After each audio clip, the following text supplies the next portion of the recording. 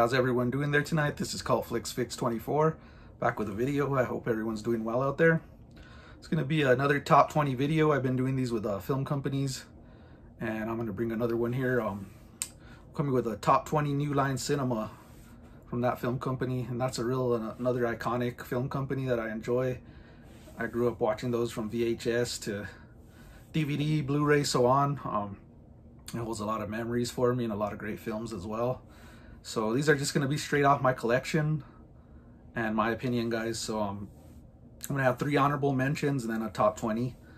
And I'm going to mention a couple films I don't have in the collection that are great. Ninja Turtles from the 90s. That one I grew up on, but I don't own a copy, so it won't be on here. As well as Friday with Ice Cube.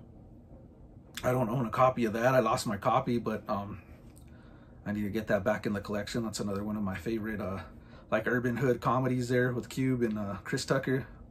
So those would have been in the list, but I don't own a copy. So there's several others too, but I'm just gonna go straight off my collection. So let's get it started. I'll start with honorable mentions.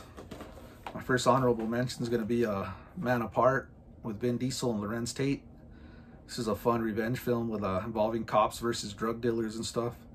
And I think this is an underrated Vin Diesel film. It's got the shootouts and the action throughout it, and like a solid revenge story. So a Man Apart, honorable mention. Next up, we got a rom-com here from the 90s, Book of Love. This is set like in the 60s or 50s, I believe, but it's a film I grew up watching. I just love it. It's a rare film, hard to find. You can find it on DVD, but I don't think a Blu-ray exists. But this is a good fun time with a great cast. Book of Love. This is my third honorable mention. We're gonna go with some Hulk Hogan, Tiny Zeus Lester, rest in peace, Lister. He's Zeus in this one, man. But this is when I grew up watching as a wrestling fan in the 80s, 80s and 90s. I always enjoyed this film. It's cheesy fun, no holds barred. Okay, those are my 3 honorable mentions. Now we're going to get into the top 20. So I'm going to start off with a Snoop Dogg film here at number 20, Bones. I always enjoyed this one. It's fun. I might pop this one in now in October. This is a great creepy revenge, like horror revenge story as well with a Snoop Dogg. It's pretty solid in this one at number 20, Bones.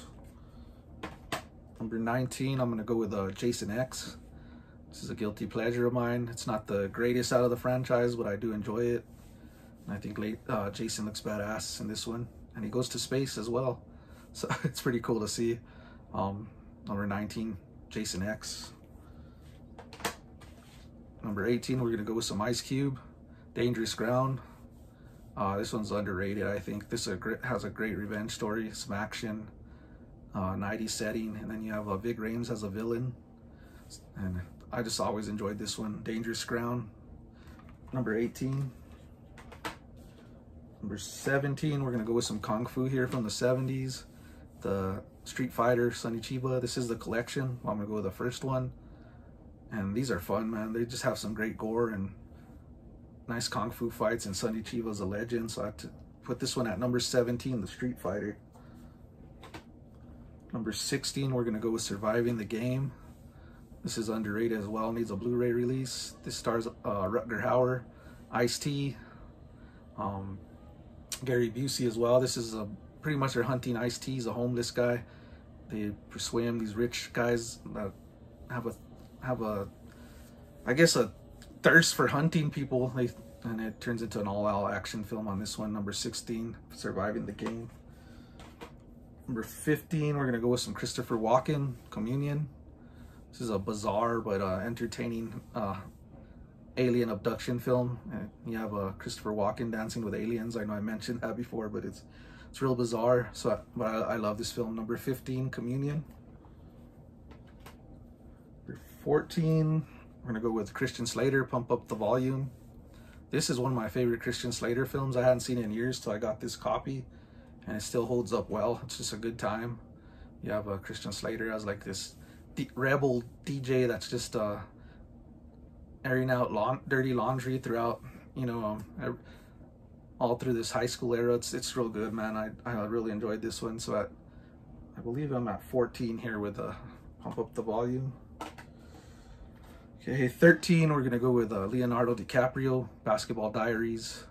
This one, I love this film, grew up watching it. It's a real look into the drug addiction and these friends that, you know, break a bond within each other.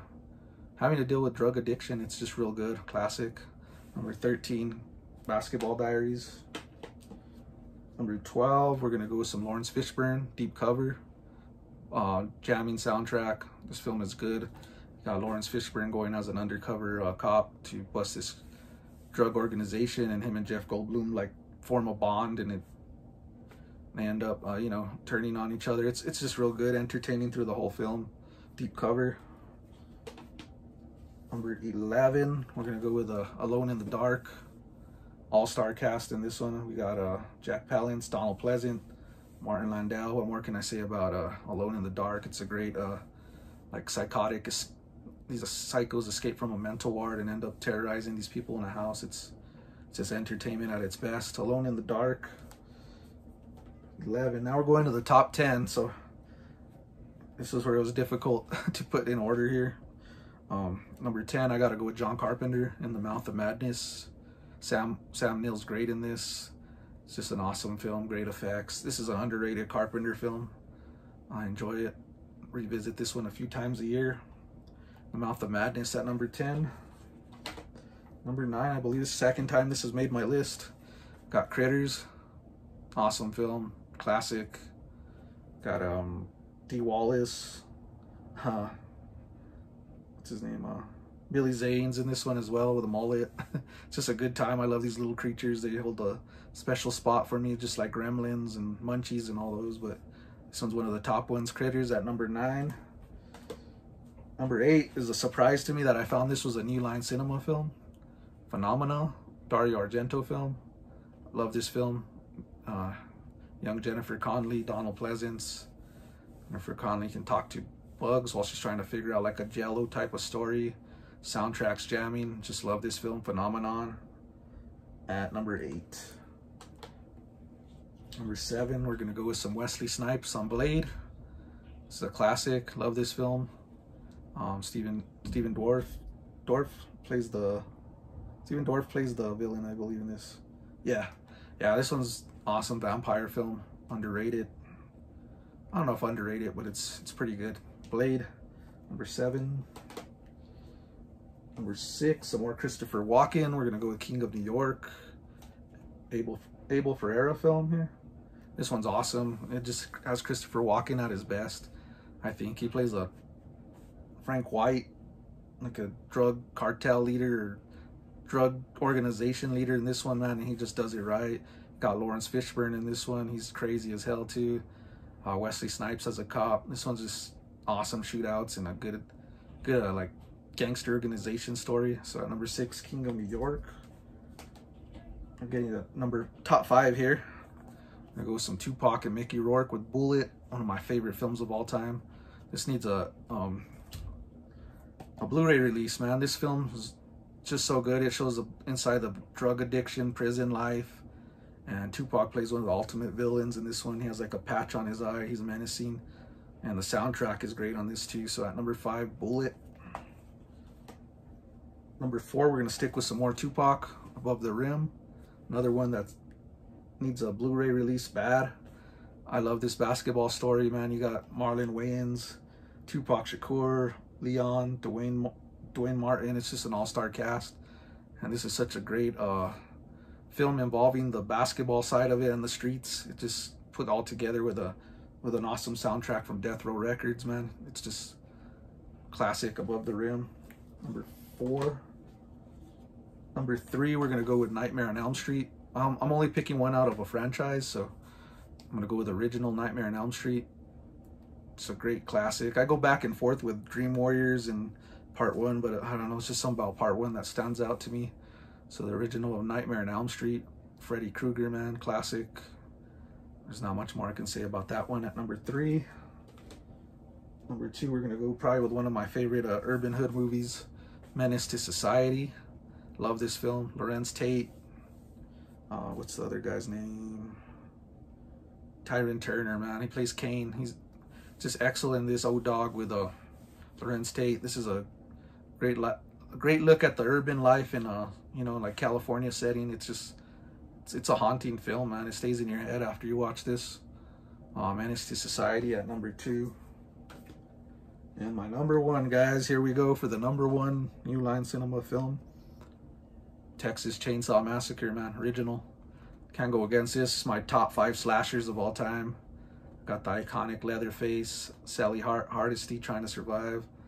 Brother Franklin get caught up, stranded at their family home, get, you know, harassed and chased by this psycho cannibal family, and it's just, it delivers all the goods, man. Texas Chainsaw Massacre at number 1.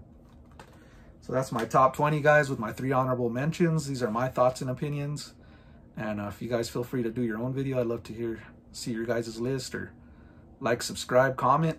This is Cult Flicks Fix 24 back with a video. Everyone have a great weekend out there. Peace.